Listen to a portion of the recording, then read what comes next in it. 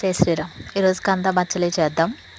ముందుగా ఇలా కందదుంపలు తీసుకుని దుంప మునిగేటట్టు వాటర్ వేసి నైట్ ఉడకబెట్టుకోవాలి.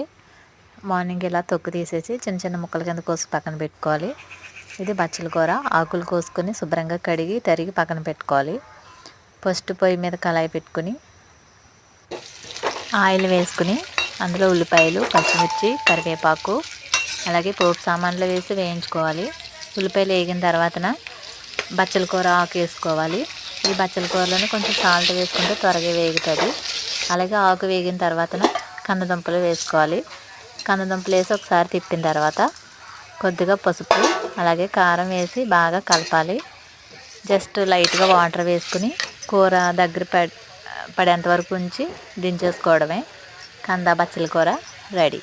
ఈ వీడియో నచ్చితే లైక్ చేయండి. నా ఛానల్ సబ్స్క్రైబ్ చేసుకోండి. Thank you.